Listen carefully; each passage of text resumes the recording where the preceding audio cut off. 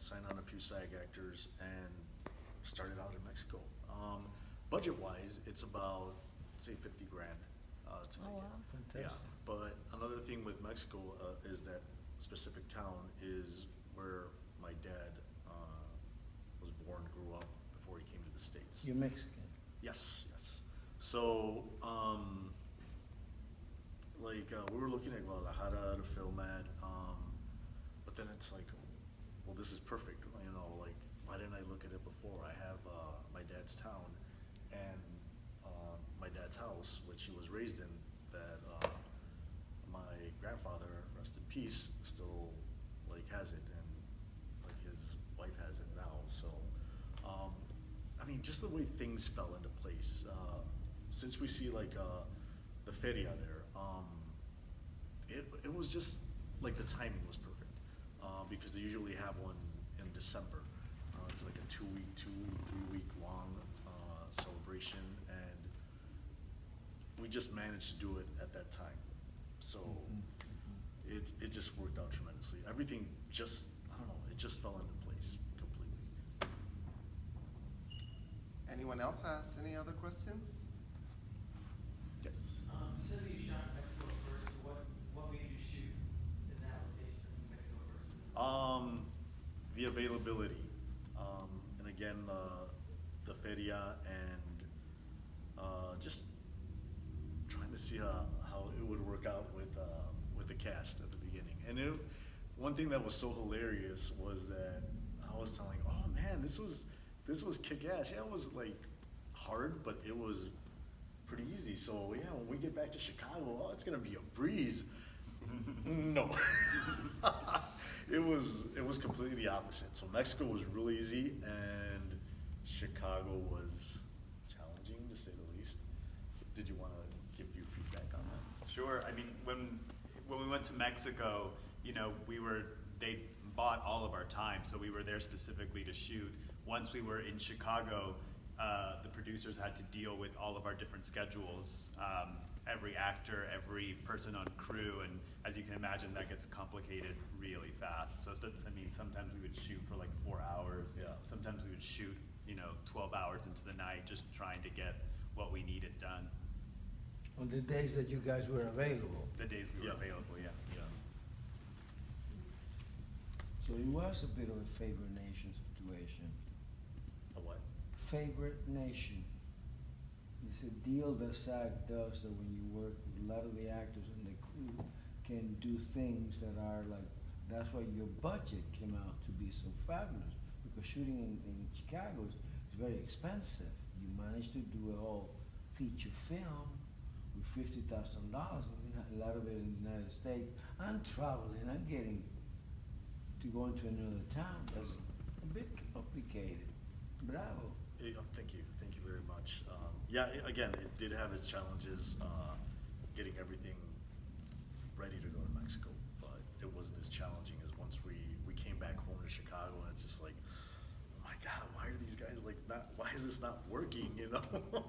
But again, we had like our great producers, Eric Jackson, Michael Sanau, Eddie Cruz.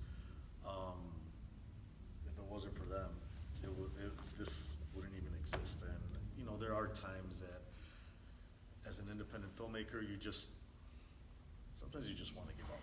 But like every time I saw the rushes, Eric, who was also the editor, would show me some of the cuts. One thing that changed was like everything is done through Dropbox now, not what it was in my days. So like I'm like, wow, this is worth it. It totally rocked. Like they had cut. What did we have? Like we had some kind of a party, and you went there. I think it was my birthday party. Mm-hmm. And then everybody was invited, and I was like, oh, we got a surprise for you guys. And so we just took the cast to my editing bay and plugged it in to the computer. I was like, all right, check this out. This is what we shot in Mexico. Here's like some rough cuts of your scenes. I hope you like them. So, yeah, did you like them? I did. The Yeah. first cuts, the first cut of the entire movie was like 3.5 hours long. So, yeah, one thing that my professor, Shana Connolly at Columbia told me, she's just like, yeah, you're always, when I was in film school, oh yeah, you're gonna make your movies, and one thing you've got to remember is killing your darlings. You know, that's like a term that's used all the time in filmmaking. And yeah, that was really hard, you know, because there's like a lot of scenes that just had to be either trimmed down or just cut out completely. So I think we have what, I'd say another hour. So for timing purposes and story-wise, you know, it totally worked out. Another thing is the movie is set in 2016.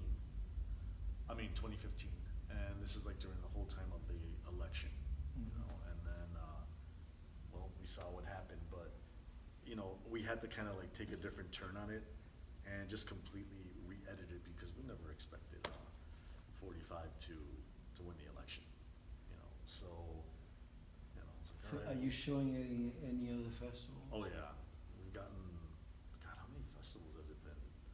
Like 30 or something? And You putting it in Outfest in Los Angeles? no. San Francisco? No, it's too ahead of Berlin? its time. Huh? It's too ahead of its time within the LGBT community. And I say that because it was not accepted into Frameline, Outfest, or New Fest. As a matter of fact, it was only accepted into like about 3 LGBT film festivals. And the majority. Berlin? Huh? Berlin? No, I don't think we even submitted there at all. Why do you think that is? What? That it didn't get into the. LGBT film festivals? Like I say, it's a little bit ahead of its time, and especially one of the key factors that I believe that it is the specific scene when Diego goes to the bathroom inside the club, and we have the 3 guys that are spewing racial epithets in there while he's in there, and personal level, I mean, and what I've seen is that there is racism within the gay community. It's just not something that's talked about at all. And it's something that the community hasn't evolved to that point to accept that it's happening at the moment, you know.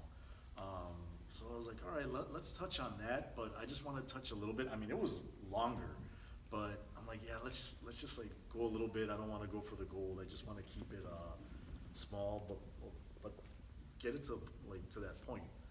And yeah, like that's one of the key factors in it. I was surprised. Good friends of mine who are white commented on that scene specifically, saying they thought it was over the top and there were only a few white characters in the movie and they were the bad guys. And I was like, how does that feel? Every time I audition for any one of the big TV shows, I'm always a gangster or a rapist or a drug addict, just because my last name's Rodriguez. So it's very, I think it says a lot that even close friends of mine felt like it was a misrepresentation of who they were without being able to see it through our lens. Are there any more questions, or? Go for the goal, just If knock we are yourself done, on behalf of the Dominican Film Festival, we would like to congratulate you and thank you for being No, part thank of you. the Thank you so much. This is our 75th edition, and we're very proud to have you No, among us. Thank you. Thank you very much. so much. I appreciate it. And thank you Thank for taking the time to attend the screening from the bottom of my heart. It means the world, you know. You can't ask for anything more. It's Thank you unreal, so know, much. so again, thank you so much. Congratulations. Thank you so much. And again, Thank you. thank you all. So yeah,